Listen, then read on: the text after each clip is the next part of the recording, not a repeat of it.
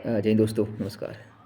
आज हम बात कर रहे हैं रणथंभौर के शासक हम्मीरदेव चौहान के बारे में कि हम्मीरदेव चौहान के जीवन के अंदर क्या क्या हुआ है, क्यों वो इतना प्रसिद्ध है, क्यों लोग हम्मीरदेव चौहान को आज भी याद करते हैं।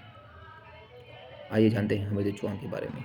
बेसिक से क्या होता है कि हम्मीरदेव चौहान अपने पिता जैत्र सिंह का तीसरा पुत्र था। अपने पिता जैत्र सिंह ने अपने जीवन काल में ही 1282 के अंदर हम्मीरदेव चौहान का राज्यारोहण कर दिया था। हम्मीरदेव चौहान जो युद्ध कौशल में बहुत ही योग्य था, उसकी योग्यता के परिमाण आज भी हमें किताबों के अंदर देखने को मिलते हैं। जब 1282 के अंदर हम्मीरदेव चौहान गद्दी पर बैठा तो उसने सबसे सर्वप्रथम रणथंभौर जो राज्य था उसके सीमाओं को सुरक्षित करने की कोशिश की। उसने मेवाड़ के समर सिंह को पराजित किया और अपनी सीमा को सुरक्षित रखा। उसी समय एक बहुत बड़ी घटना होती है। उस समय दिल्ली का सुल्तान होता है जलालुद्दीन खिलजी। जलालुद्दीन खिलजी रणथंभौर को जीतने की कोशिश करता है। रणथंभौर इसलिए जीतता है, उसके पीछे बहुत सारे रीजन है। रणथंभौर सामरिक और सैन्य की दृष्टि से बहुत इंपॉर्टेंट है। बेसिक से रणथंभौर जो दुर्ग है वो कहीं ना कहीं दिल्ली जो है उसके बहुत ही नज़दीक है।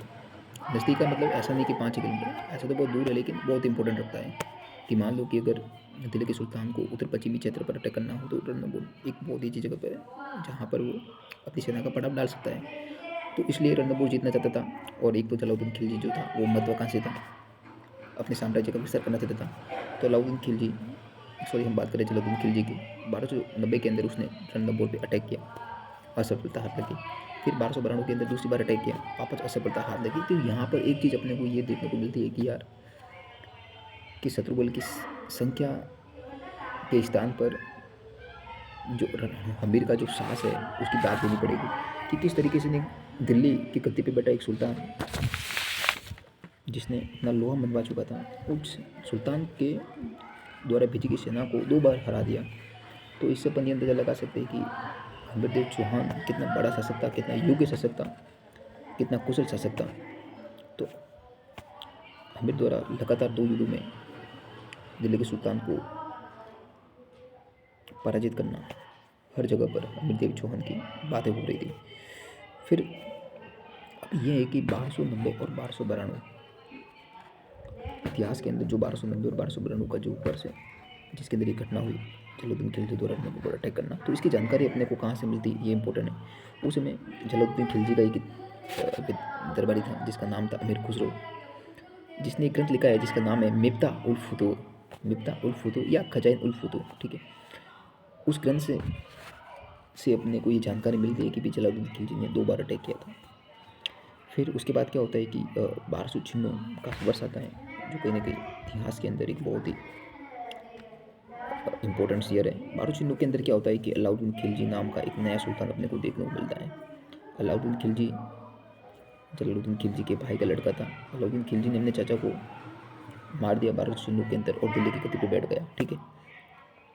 फिर कुछ वर्षों बाद ही अलाउद्दीन खिलजी की नज़रें रणथंभौर पर आ पड़ती है क्योंकि रणथंभौर उस समय बहुत ही इम्पोर्टेंट था।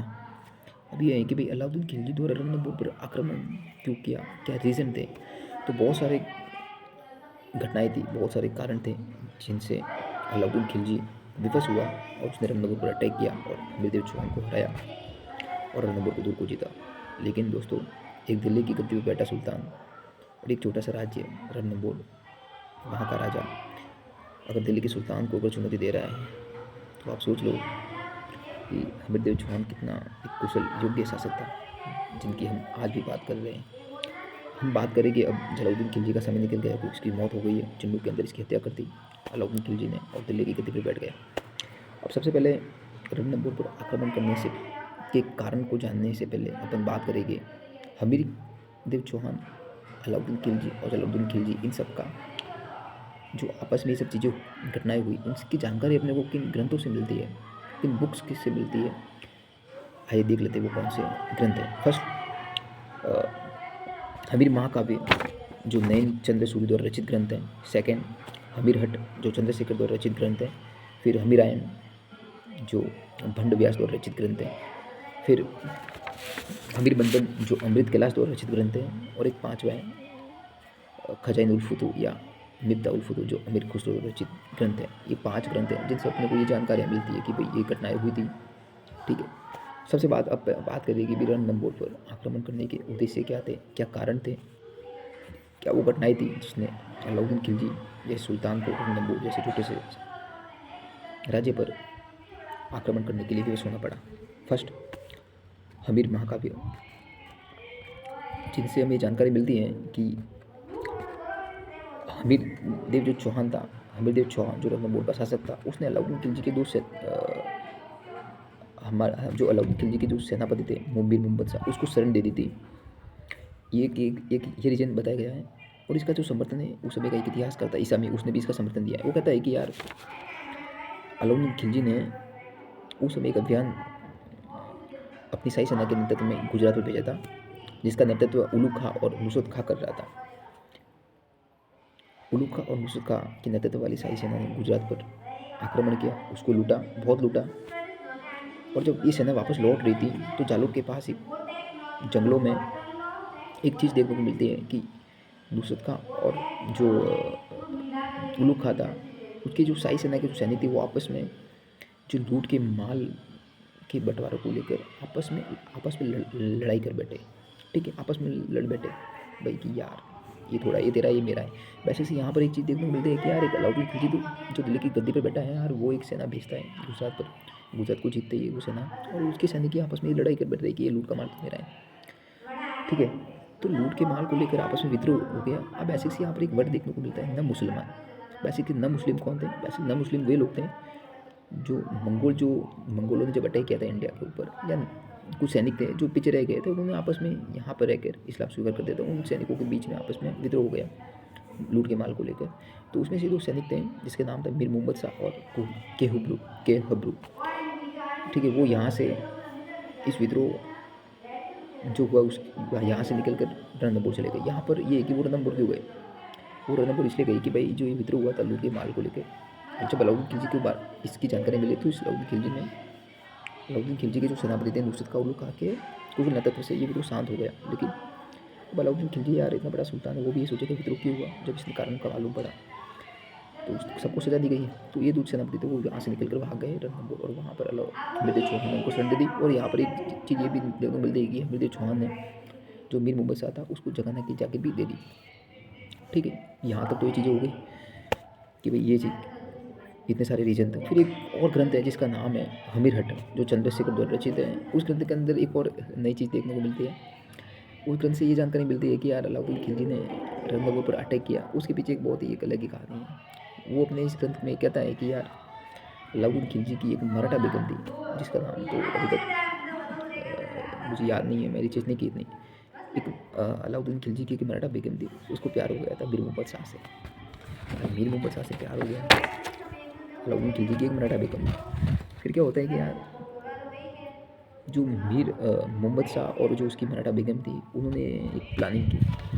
वो प्लानिंग ये थी कि यार क्यों ना अपन अलाउद्दीन खिलजी को मार ही देते हैं और दिल्ली की गद्दी पर बैठ जाते हैं। ठीक है, अभी यार अलाउद्दीन खिलजी इतना बड़ा सुल्तान, अलाउद्दीन खिलजी की मैं भी तारीफ करता हूँ, बहुत बड़ा शासक था। अगर इसकी तुलना अगर सिकंदर से करूँ तो आई थिंक ये सही भी होगा। अलाउद्दीन खिलजी की सोच भी सिकंदर की तरह थी, महत्वाकांक्षी। अलाउद्दीन खिलजी जहाँ पर भी जाता था ना, वहाँ की सेना काँपती थी। ठीक है, इसलिए तो अलाउद्दीन खिलजी को जब ये जानकारी मिली कि यार मेरी बेगम ही मेरे को मारने की कोशिश कर रही है, ये अलाउद्दीन खिलजी जगह जगह पर अपने एजेंट भेज दिए थे। तो यार फिर उसने उन दोनों को मतलब कैद करने की कोशिश की। जब इसकी जानकारी इनको मिली तो ये क्या, इन दोनों ने क्या किया, जो उसकी मराठा बेगम थी और मुहम्मद शाह, वो भाग के अलाउद्दीन खिलजी के जो थे धोखेबाज, ये भाग के रणथंभौर चले गए हमीर देव चौहान के पास, क्योंकि उनको मालूम था हमीर देव चौहान ही है जो उनको बचा सकता। और हमीर देव चौहान की एक बात जीवन में हमेशा याद करनी चाहिए कि आपके द्वारा अगर किसी को वचन दे दिया गया ना, मरते दम तक उस वचन को खत्म नहीं होने देना, उस वचन का पालन करना है। तो हमीर देव चौहान इन दोनों को अपनी दरबार में जगह दे देता है, शरण दे देता है। फिर अलाउद्दीन खिलजी को जानकारी मिलती है कि यार वो तो ये हो गया। फिर अलाउद्दीन खिलजी क्या करता है कि अपने कुछ 3 वीर सेना उस समय योग्य सेनापति थे, जिसका नाम था उलू खां, नुसरत खां और एक और था अलग खां उसके नेतृत्व में रणथंभौर पर अटैक करने के लिए एक सेना भेजी। ठीक है, तो फिर क्या होता है कि यार उस समय रणथंभौर की कुंजी, अगर आपको रणथंभौर को जीतना है तो उस समय एक दुर्ग था जिसका नाम था जाई दुर्ग। अगर आपको रणथंभौर को दुर्ग को जीतना है ना तो जाई पर अधिकार कर लो। तो अलाउद्दीन खिलजी ने यही किया। अलाउद्दीन खिलजी बहुत बाद में खुद यहाँ पर आया युद्ध करने के लिए। ठीक है, फिर उलूग खां, नुसरत खां, औलब खां के नेतृत्व में एक शाही सेना भेजी।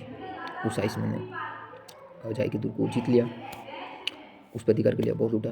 ठीक है, अब ये है कि यहाँ पर एक क्वेश्चन बनता है कि यार जब अलाउद्दीन खिलजी के ये 3 जो सैनिक थे, सेनापति थे, उलूग खां, नुसरत खां, औलब खां, जब जाई दुर्ग को जीत लिया तो उस समय हमीर क्या कर रहा था? बेसिक सी, उस समय हमीर जो था वो अपने राज्य की सुख समृद्धि के लिए मुनि व्रत में लीन था, कोटि यज्ञ करने का मुनि व्रत में लीन था। तो उसने हमीर खुद न जाकर उसने क्या किया, अपने विश्वास पात्र जो दूसरे सेनापति थे धर्म सिंह और भीम सिंह, उनको भेजा। धर्म सिंह और भीम सिंह की सही सेना से लड़ने के लिए गए और इन दोनों ने भयंकर युद्ध लड़ा और जो सही सेना थी उसको पीछे खदेड़ दिया। लूट के माल जो था उसको लेकर वो वापस निकल गए। अब यहाँ पर एक चीज़ थी कि अभी धर्म सिंह तो रणथंभौर पहुँच गया था लेकिन भीम सिंह पीछे रह गए। जब ये बात जानकारी जब इन सेनापतियों को मिली, उलूग खां, नुसरत खां और औलब खां को, तो उन्होंने मिलकर एक प्लानिंग की और भीम सिंह सहित उनके जो जितने भी पीछे सैनिक बच गए थे उनको मौत की घाट उतार दिया। ठीक है, यहाँ पर एक चीज़ देखने को मिलती है आउट ऑफ कि जो जाई पर अधिकार किया था जब शाही सेना ने, तो एक उलूग खां था, उलूगी खां था, हाँ उलूग खां था, जिसने जाई जो था दुर्ग था उसका नाम बदलकर नौसर कर दिया था। ये परीक्षा की दृष्टि से इम्पोर्टेंट है कि अब ये पूछेगा कि भाई कि रणथंभौर अभियान के दौरान अलाउद्दीन खिलजी के सैनिकों द्वारा जाई का नाम बदलकर क्या रख दिया गया था, तो नौसर। और ये सेकंड क्वेश्चन ये कि भी जो रणथंभौर की कुंजी वो किसे कहा जाता है, तो जाई दुर्ग को कहा जाता है। ये दो इम्पोर्टेंट। ठीक है, फिर ये सब इतनी चीज़ें हुई, अब आएगा अलाउद्दीन खिलजी पे आएगा, देखते हैं। उसके बाद क्या होता है कि यार ये चीज़ हो गई, फिर धर्म सिंह पहुँचता है रणथंभौर दरबार में। वो कहता है कि महाराजा हमने शाही सेना को हरा दिया और शाही सेना को बहुत ही पराजित किया, लूट के माल आपके सामने हैं। फिर पूछते हैं कि भाई ठीक है साहब आप तो आ गए और आपके जो साथी थे भीम सिंह जी वो कहाँ हैं? अरे यार वो बोलते हैं कि भीम सिंह जी तो पीछे रह गए और कहीं ना कहीं उनको मौत की घाट उतार दिया गया। ये बात सुनकर अमृतदेव चौहान बहुत क्रोधित हो गए और क्रोधित होकर अमृतदेव चौहान ने भीम सिंह को अंधा बना लिया, अंधा कर दिया। ठीक है, फिर उसके बाद भोजराज नाम का एक व्यक्ति होता है और धर्म सिंह की जगह भोजराज को गद्दी पर बैठा देता है। फिर उस समय की परिस्थितियाँ कहीं ना कहीं भोजराज समझ नहीं पाया और रणथंभौर की जो बिगड़ी हुई व्यवस्था थी उसको संभाल नहीं पाया। तो अमृतदेव चौहान पुनः भोजराज को हटा के धर्म सिंह को पुनः गद्दी पर बैठा देता है और भोजराज इस चीज़ को अपमान समझता है और अपमान समझकर अलाउद्दीन खिलजी के शरण में चला जाता है और वहाँ पर इसे बताता है कि चीज़ें खिचड़ी पक रही है।